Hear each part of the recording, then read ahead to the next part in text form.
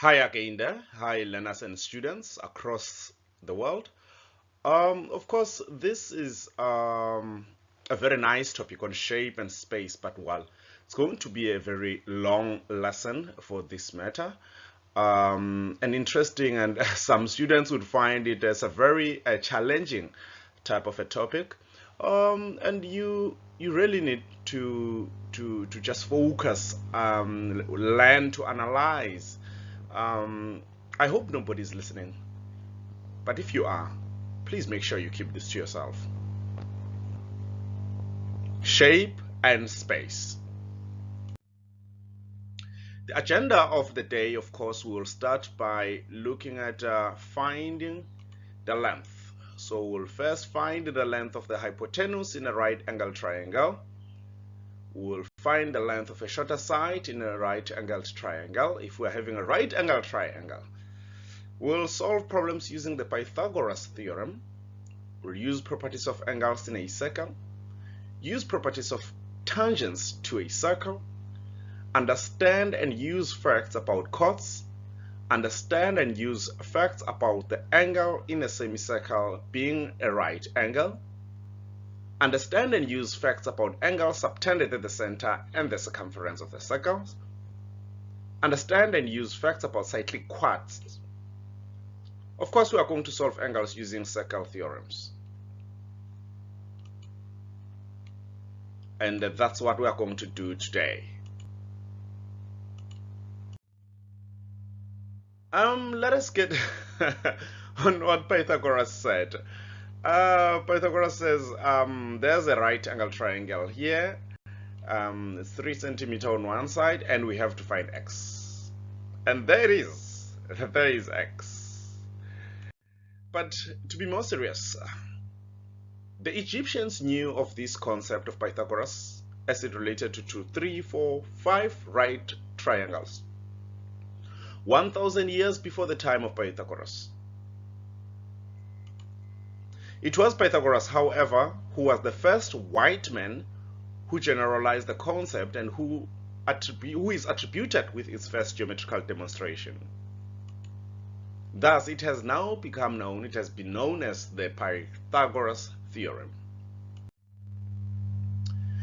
Now, the Pythagoras Theorem in general, it says in any right-angled triangle. That's what it says. It says in any right-angled triangle, if you are having a right-angled triangle, let's say that was a right-angled triangle, it says the square on the hypotenuse is equal to the sum of the squares on the other two sides. In any right-angled triangle, the square on the hypotenuse is equal to the sum of the squares on the other two sides. You must bear with my handwriting, really. I mean, also technology is something else in my life. So in any right angle triangle, the square on the hypotenuse is equal to the sum of the squares on the other two sides. And that's what Pythagoras said. So let's go.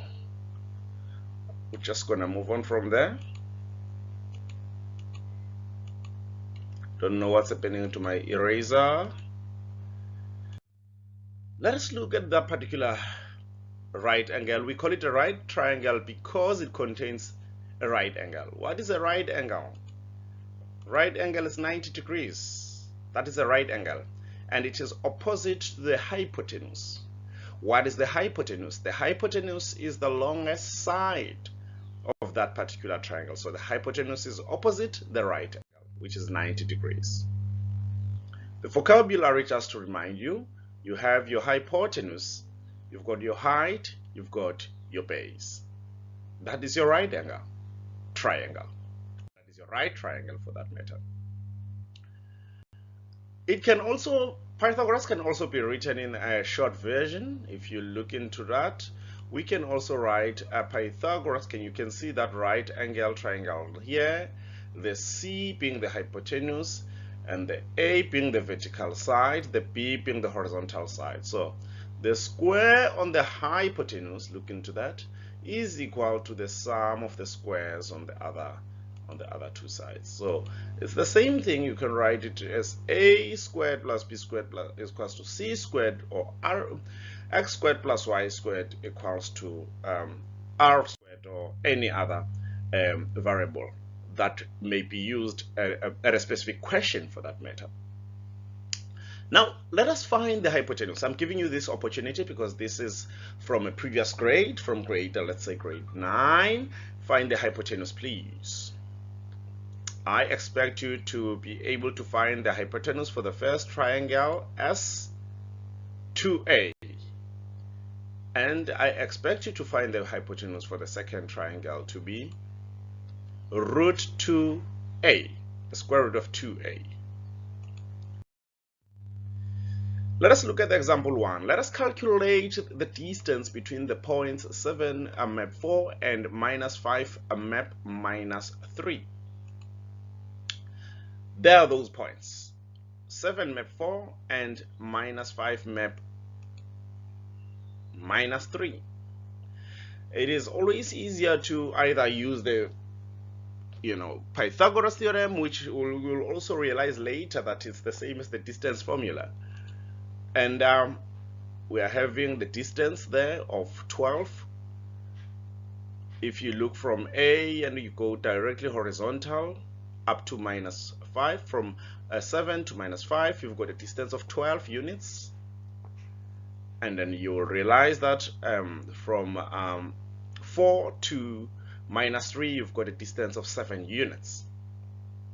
And then you, of course, can put that in your Pythagoras theorem, and then make sure that you calculate that and get your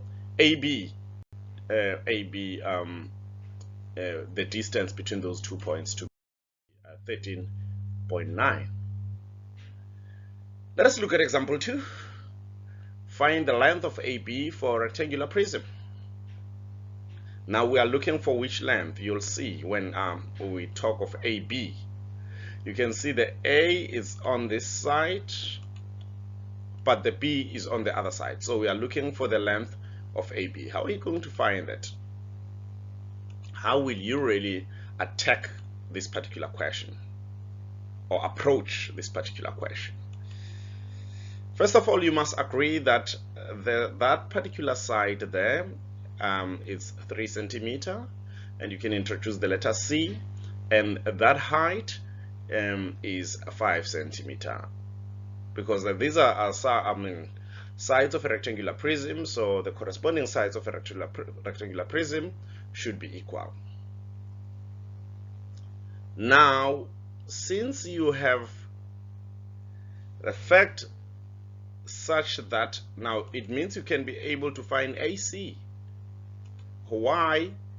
Because of this. I just want you to see here how you can find AC. You can just join AC. You can just join AC and be able to calculate AC. Once you calculate AC, can you see that? Can you see that? Can be able to calculate AC. Once you are able to find AC, and then you can therefore get AB. I wonder how many of you understand when I say oh. I hope you're there. I'm going to calculate AC. You see that now we've got triangle, this new triangle which has the hypotenuse AC. It's got the horizontal length being 10 and the vertical length being 3 centimeters for that matter. We can therefore get the AC length, which is the square root of, all in all, after using Pythagoras, the square root of 109. Then after that, you will realize there's a new triangle in this particular form. I just want you to see that triangle that has a 90 degrees there. Can you see this new where triangle ABC? Can you see that triangle? Because you've got AC and you also have BC, so you've got AC and then you've got BC. You can just calculate one side of that particular triangle, and that particular side definitely it is going to be AB, the AB that we are looking for, there I'm putting it for you in blue. You are definitely going to look for that particular AB. So let's go for that AB. That is why when you put that into perspective using Pythagoras, you will learn further that AB is going to be such that it's the square root of 134. AB is the square root of 134. You see that? That is how you calculate that particular thing. Let us practice this one. Right, and we are going to get to calculate the area at this particular point in time. And you'll remember that the area is half of base multiplied by height. You remember that? And here you will also understand that, well, you don't have the base. You'll understand that you don't have the base. A right angle triangle has a hypotenuse equal to 10 and an altitude, that is the height, equals to 6. What is the area of the triangle? That is why I'm saying we are looking for the base. And using Pythagoras theorem, we'll then find the base, and we'll find the base to be 8. X is equals to 8. That is what we will be finding. And thereafter, we have the base, which is 8. We've got the height, which is 6. We say half of base times height. Area of a triangle. What is the area of the triangle? Area of the triangle is half of base times height.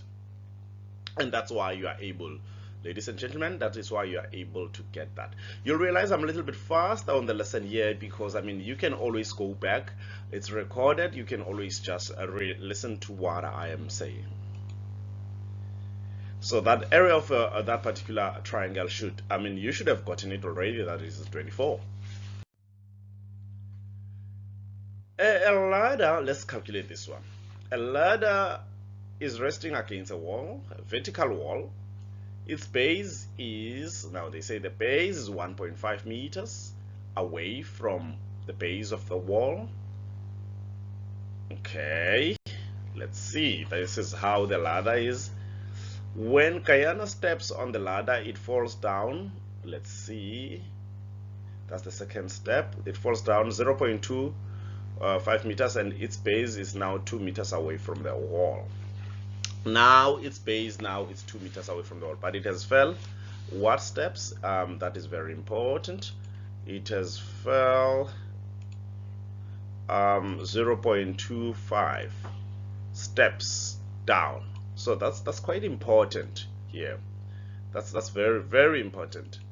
Now let us get to see the whole scenario. Let's mix those two triangles and realize that the ladder, the red one, it was the ladder in the beginning, and now the ladder has now moved because it has fallen, remember, down the wall. But we must remember that particular what you call hypotenuse, that the ladder, the size of the ladder will always remain the same. It will always be x.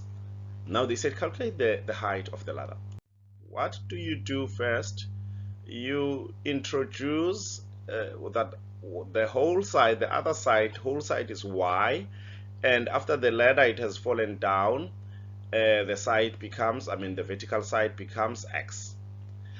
Before it has fell down, it was y, I mean z now. Before it has fallen down, it was y. Now after it has fallen down, it is now z.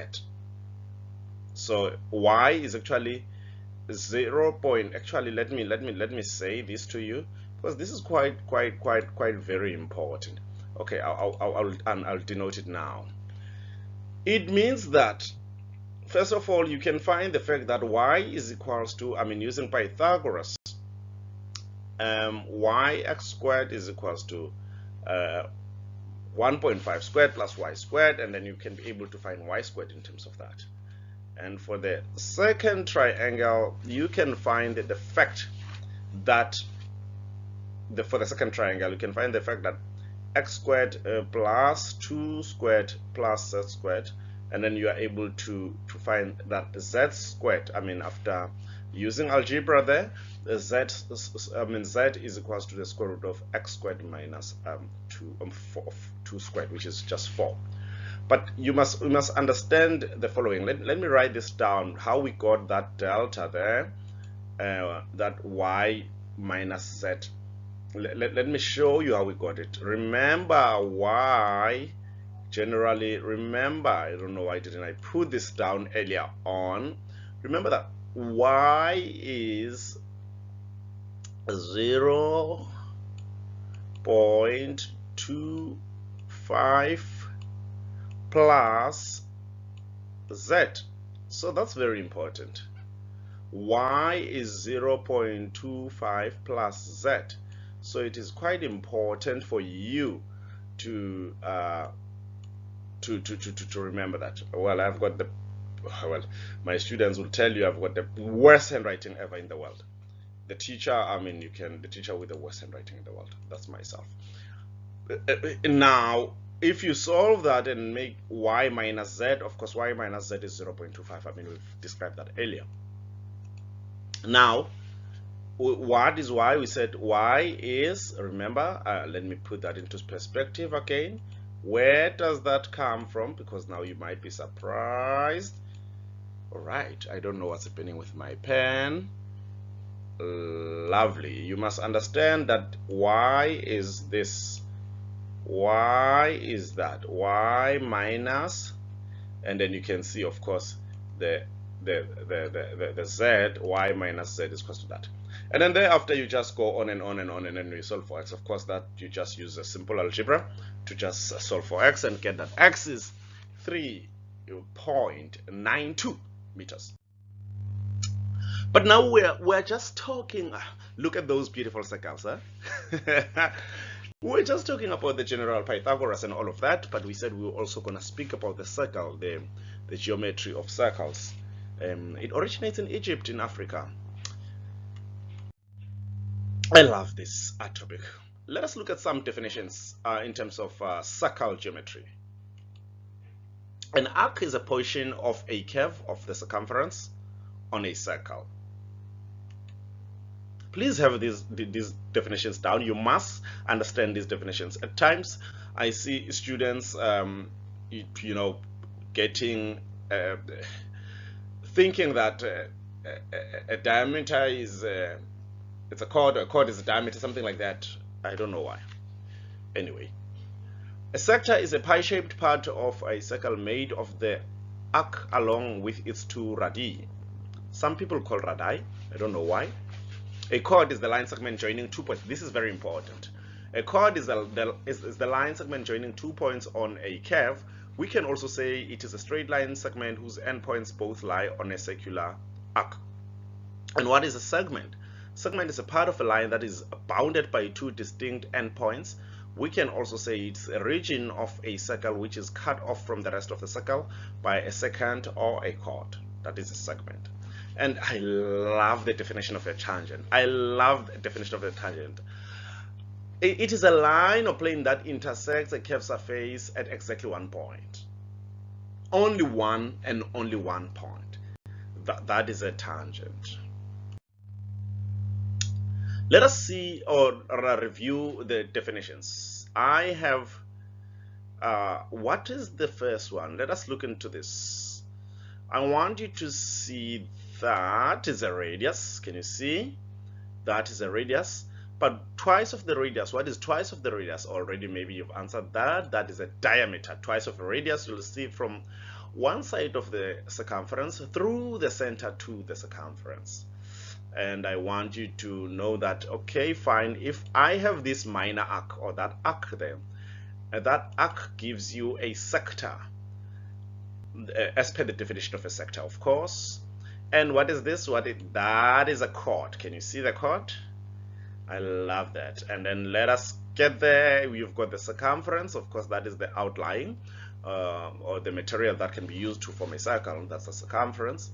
And of course, a tangent is a line that cuts or that touches the circle at only one point. And then finally, you've got the minor segment. There's a major segment, there's a minor segment, there's a major arc, there's a minor arc. Let us look into some theorems. Circle theorems are always laws that apply to both angles and length. when circles are involved. So that is important to deal with them in groups, and some of them we're going to prove them. Using theorems, there are many questions that can be answered, of course. Let us look at theorems that are non-circle theorems. For example, a quadrilateral, a quad, and I'm not saying a cyclic quad, please pay attention, just generally a quad. A quad, if that was 50, if that was 90, that a quad must add up to 360, regardless what type of a quad. A quad, if you are given angles on a quad must add up to 360. Now that's a non-cycle quad. Let's look at this particular theorem. The radius is of constant length. Radii are always of constant length, and there's a tip there that I'm giving you. That particular tip, it's quite important for you to use it when you deal with a circle geometry. It's quite very important, so please do not forget that tip. It's just a tip that or a hint that you may always a tip for this matter. Circle theorems involving right angles. Let us look into the tangent radii theorem, that the radius and the tangent, they always, let me tell you, the tangent and the radius at the point of intersection, they are perpendicular. What is the word perpendicular? They form 90 degrees. They form a right angle. The angle between the radius and the tangent is 90 degrees. They are perpendicular. There's the other one. An angle subtended by a diameter is 90 degrees. We also call an angle in a semicircle is 90 degrees. But the other easiest form of this particular definition is that an angle, or rather theorem, we say an angle subtended by a diameter is equal to 90 degrees. Let us prove this particular angle subtended by a diameter, or rather the angle in a semicircle. Let us prove, please pay attention to this proof. Let us prove if it's really 90 degrees. Let us draw a radius and insert the angles x and y. Now, while we draw a radius, you must remember one thing.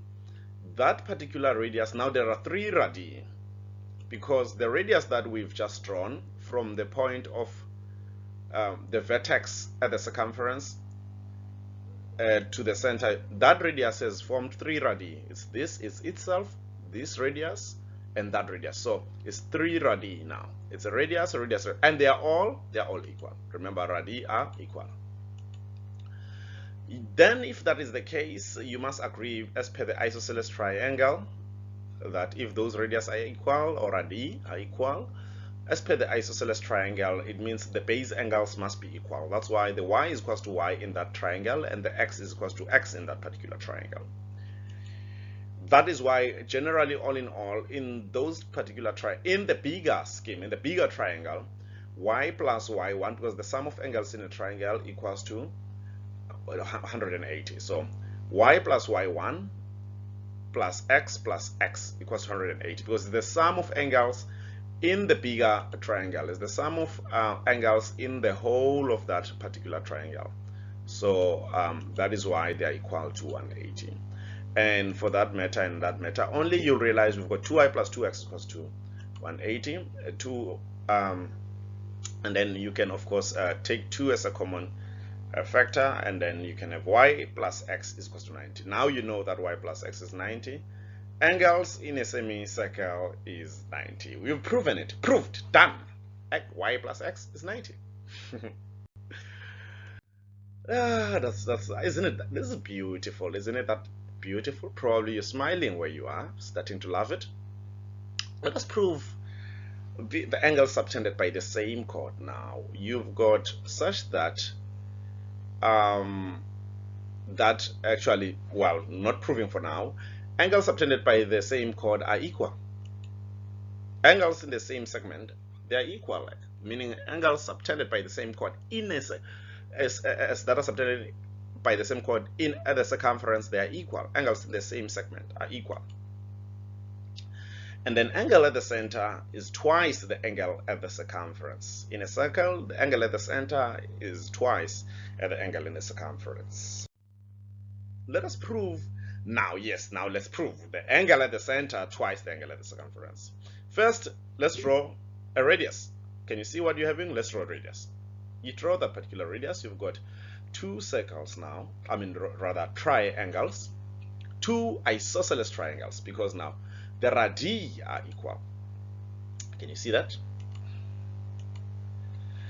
Let's insert x, y, z, such that, because we know that the radii are equal, the base angles are equal. And let's have that z using full circle angle. Then we must agree that z, if we use the full circle angle, the rotation, we must agree that z is equal to 360 minus 180 minus 2x and minus 180 minus 2y. And then z is 2x plus 2y.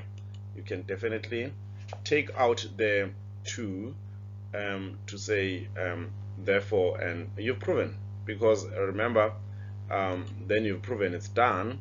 It means angle at the center is twice the angle at the circumference. Let me write it for you so that you don't say it was left for us. I'm just, angle at the center is twice. There we go. I'm just taking out the 2 to show you that angle at the center is equal to twice the angle at the circumference. And that's that. It's well proven. So I mean, if I give you 5 marks in your exam, I say prove this, make sure you deal with this particular. I mean, if your teacher anywhere in the world gives you that, make sure you deal with that. Angles in the same segment, angles subtended from the same segment are equal. That is the same chord or the same arc. Let us prove that. First, draw a radii. Draw in radii. Can you see where you draw them? And you remember that you have to apply. Now, this is much more easy to prove when you apply the previous theorem that angle at the center for is twice the angle at the circumference. So now you apply the rule that angle at the center is twice the angle at the circumference. If that is x, that is y, then you must say that angle at the center is twice the angle at the circumference. Therefore 2x is equals to 2y. Therefore x is equals to y.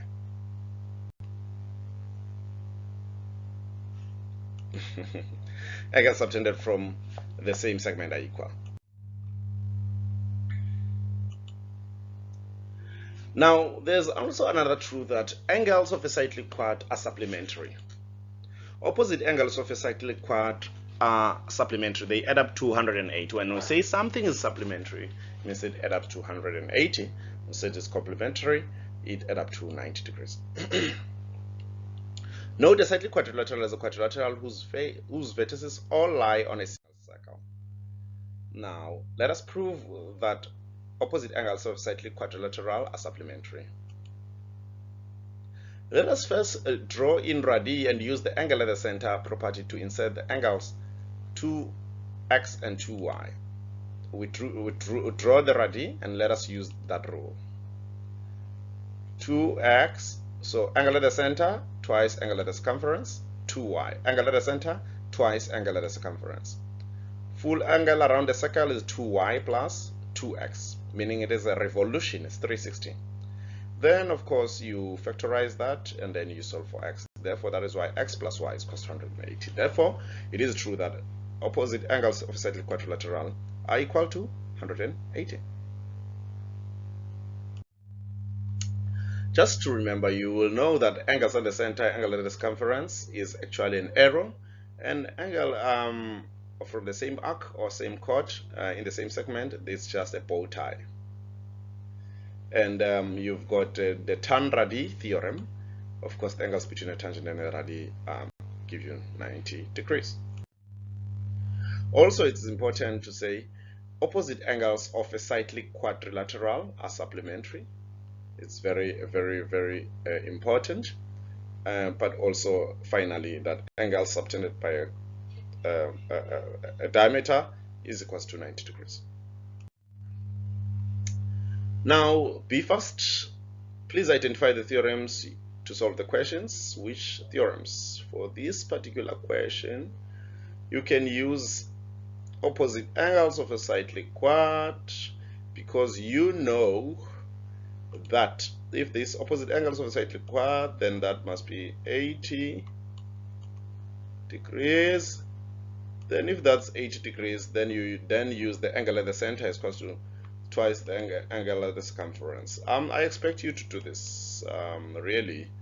I expect you to do this now. Fight and practice this. Just do this. Make sure you kill it. So you're going to use those two angles. First of all, you're going to use angle opposite angles of cyclic quad, add up to 180, then angle at the center twice the angle at the circumference. Okay. Which ones are going to use here? Firstly, you are going to use the angles in the same segment, 70-70. Angles in the same segment are equal, definitely. Can you see that? The bow tie. What I'm going to use here, opposite, from the same tangent, angles from the same tangent. Thereafter, what are you going to use? Because now you'll find that that is 115. So angles of a quadrilateral add up to 360. That's true. Angle between the tangent and the radius is 90. That's also true. So that is the first rule, that angle between the radius and the tangent is 90, and then that is 90. So the other one, if the two opposite angles are 90, and then the other one is 65, then the other one should be 115, so that they add to 360. Angle OQOR, not the other one. You can't just, it says the other one there. What you're going to use here, you're going to use the fact that angle is in a semicircle and angle, sum of angles in a triangle. So please play with that. And what are you going to use here? Play very fast, very fast. Can you please identify your theorems? 1, 2, 3, 1, 2, 3. Yes, you should be able to say that's 32 degrees using those three theorems. So see why I use those particular theorems. Right? It's quite very important. You must know that sum of angles in a triangle is equals to 180, but also isosceles triangles have base angles being equal. Opposite side, opposite angles. And we also have that. What are you going to get? Angle ABO. How do you get angle ABO? You must also consider the tan radii to say that 56. Let me just give you a hint. That 56 and this particular angle form 90 degrees. So you must be able to also find that angle. Once you found that angle, of course, you apply the following angles. You must be able to, you can just introduce a tan radii there also and be able to do that. But also the angle at the center is twice the angle at the circumference is quite a very important thing to introduce. Once you found that that is already a full rotation is 360, angles of quadrilateral add up, angles between tangent and the radius is 90. That's very important, because if that's 90, that's 34, and then rotation, that's 230. That's 65, angle the center twice angle the circumference. That's why from there you should be able to get that. Already found this for you. I don't know why I just clicked. Which circle theorem are you going to use here? Which circle theorem are you going to use here? Opposite angles of a cyclic quad. Also called a tan chord theorem, but I don't want you to dwell there for now. I want you to also angle at the center, actually. twice angle at the circumference. That's what you can definitely be using. Yes. Which theorem are we going to use here to find that angle at the same segment, in the same segment, are equal, and angle in a semicircle is 90 degrees. So you must be able to use that.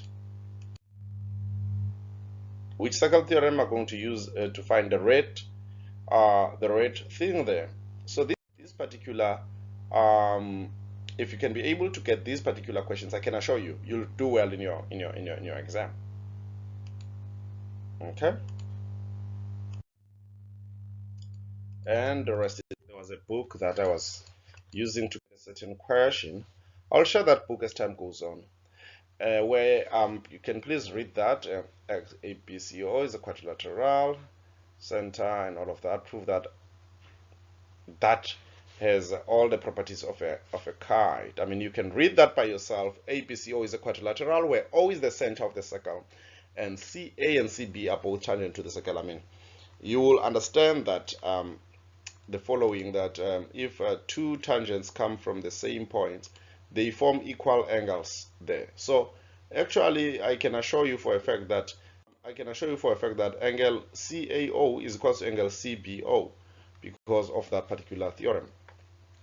Prove that this is a kite. How are you going to prove that that is a kite? Let's do that.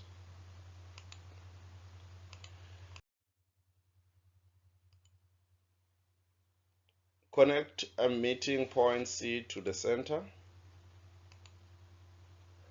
And then once we do that, draw radii OA and OB inside the circle. And then we apply the perpendicular bisector, of course, to say the tan radii. The tangent and the radius, they are 90 degrees. We must be able to apply that. The tangent and the radius, they form 90 degrees. It's also known as the perpendicular bisector. So those radii are equal anyway. And then we use Pythagoras. Once you realize that there's Pythagoras, that is equals to that, that is equals to that, then we get a kite. This has all the properties of a kite. Let us have the following examples. Find the size of each lettered angle, stating reason for each step. A is 60 and B is 360. How did we find that A is 60? It's because they said this side is equal to this side. So if that is the case, and the BOA, what is that? And what is B? B is 360. How did I find that? How did I find that? Because remember, this is a triangle in a you know. How was I able to find that? A is 60, B is 60. I was able to find also that A is 90. How did I find that? I mean, someone can come and say, I used let me show you what I used. Look into that particular diameter. It subtends 90 degrees at the circumference. So once that is 90 degrees, this is an isosceles triangle. What is left out of 90 degrees is another 90, but the base angles of an isosceles triangle are 45 and 45. Okay, just like this 360 here, is 360 all in all. But if this is 60, it means this is 60. Then it means A is 60 by sum of angles in a triangle. Okay. And finally, if this is the case, it means that here I've got a 90. Check. Let me show you, because of the diameter subtends a right angle at the circumference, and then the value of A, of course, 2A will be that, and the 3A should be that if I calculate further there.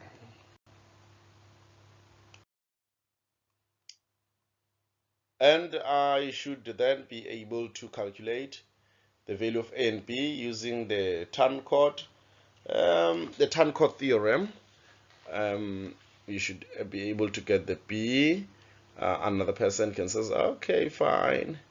We'll use the Tandra D. You know, another person can decide to use the Tandra D. Another person can use the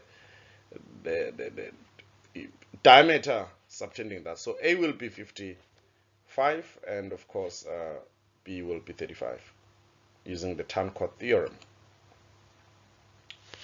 And of course, that will be that.